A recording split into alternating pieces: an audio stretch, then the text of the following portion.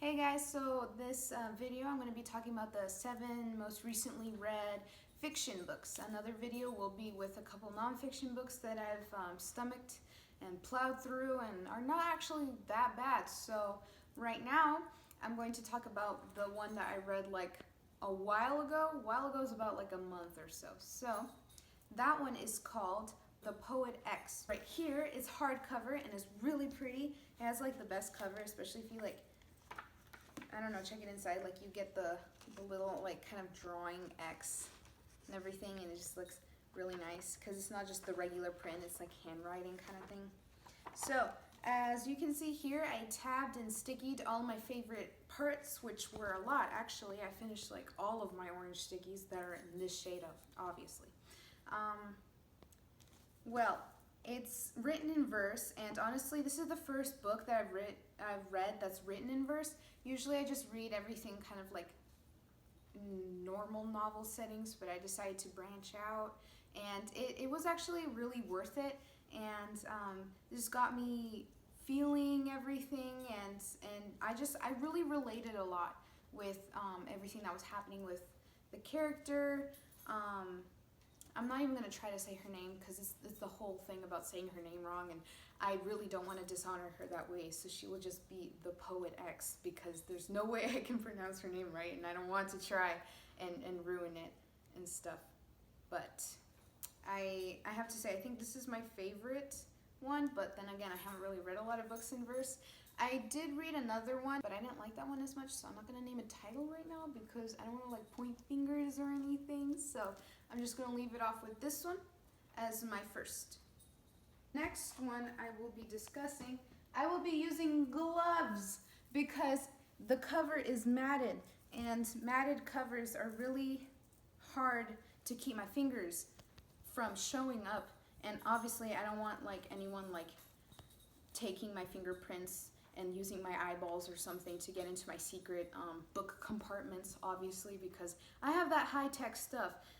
Not really, but you get the point. I just don't want my fingerprints on it. I'm not like a book freak, but maybe just a little bit. I just don't like my fingerprints on it, you know, because it looks all greasy. And I don't have greasy hands. It's just the way it is. So I got these two books, one right after the other. With the release of this one, I also signed up for that pre-order giveaway Skull, which is really the reason I ordered these two books. And they're both signed from Barnes & Nobles.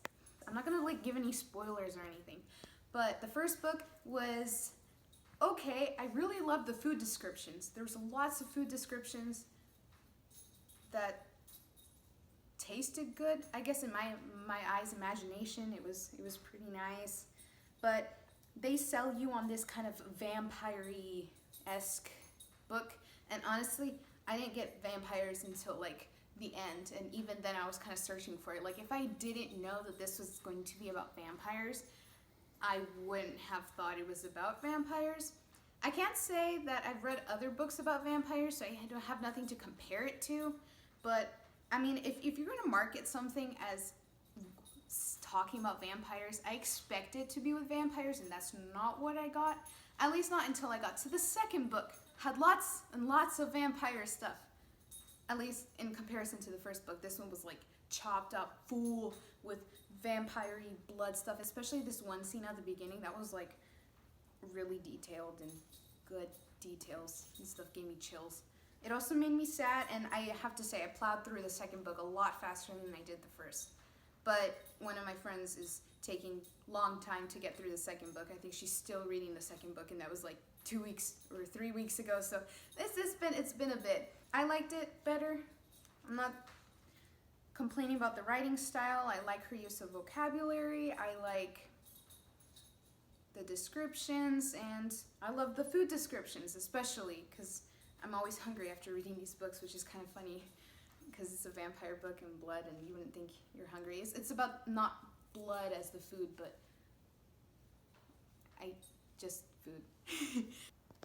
My next two books are Wildcard and Warcross by Mary Lou, which is pretty much my favorite YA series. So I have to say, I read the first book really, really fast. Like ridiculously fast. Well, not ridiculously fast. I mean, it took me a day, but I mean, it was fast compared to how slow I've been reading all my other books. Like, I used to be able to read books like in a day, but then I just got unmotivated and I've been taking forever to read through my books. And this one, I finally got my rhythm back and I read it in a day. I like Mary Lou. I mean, I'm pretty loyal to my authors and I've liked her since the 7th grade and now I'm in 12th grade, so that's like 5 solid years.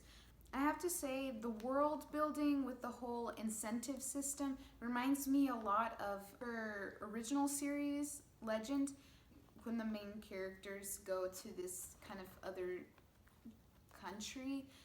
They have that same incentive system that they use whenever they water plants and they help pick up trash on the street. It gives you a certain amount of points. And even her latest book from that series, Rebel, which is pretty much from Day's brother's point of view, and also Day, like the aftermath of what was happening. It pretty much talks about all of the problems that this kind of world creates, and this is just more like in-depth. I really did like that idea, so I'm glad she wrote about it. I just maybe wished like a cameo of them, even though I know this is a different world, so obviously that doesn't exist, but it also has a lot of similar elements. So I was just, maybe I should have read this before, but I mean, I read Legend already, so that wasn't much of an issue. I have to say, the ending, I'm not disappointed, but I'm not like super thrilled. It's just like one of those books. I really like her. I like her writing style, and she gives me really fond memories, so I have nothing much more to say about that. The next book I have here is Joe and Laurie. I have to say, I've heard really not great things about this, but I've already read it, so my opinions is already established before I started reading reviews. I tend to like to do that before reading a lot of books because I don't want anyone else's opinions to kind of alter mine. But obviously, when it comes to like really popular series, I can't really do anything about that, but I guess that's just the way it is. So I've heard that it's over-glorified fan fiction, and I have something to say about that. Is pretty much everything in real life, like anything that is realistic fiction, is essentially fan fiction about someone else's life. So yes, this is over-glorified fan fiction because it's published and people are making money out of it. By the way, this is a signed copy. It looks really nice, and especially if you open it, like opening books, and you can see the silver against this kind of greenish blue. It's just really cute. So anyways, it's a book. It's not really meant to change lives necessarily, and if it does change a life, then I'm sure it makes these two authors feel really great. But I don't see throwing hate on it. If you don't like it, it's not your cup of tea, just read something else. Read fan fiction about Beauty and the Beast, you know? Like, pretty much anything that's out there now is fan fiction of something else, or fan fiction combined with different sort of worlds in their minds and new characters and that kind of thing. Anyways, I have not read the original Little Woman. I'm sad to say it's a classic. I do have a copy, but I'm waiting to get a pretty copy because mine is just like the $6 kind of copy.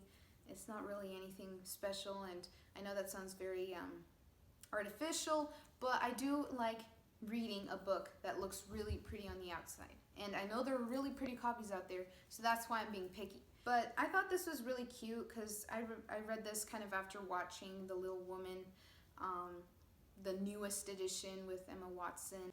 But overall, this book is pretty much just words of fluff, and there wasn't really much of a point just exploring a what-if scenario. I do think there is a catalyst missing because Jo's character in this book, it matches what was in the movie up until the end, when she suddenly changes her point of view from steadfastly deciding that she wasn't going to marry Laurie to suddenly being like, oh yes, Laurie, marry me, kind of thing. It's not a spoiler because obviously that's what this book is about, but it's just, I feel like there was something missing there that made her really change sides, because lots of things happen in this book, not as many things, but some things happened in this book that might have caused that, but it didn't happen until later, and it seemingly came out of nowhere. So that's my only complaint about this.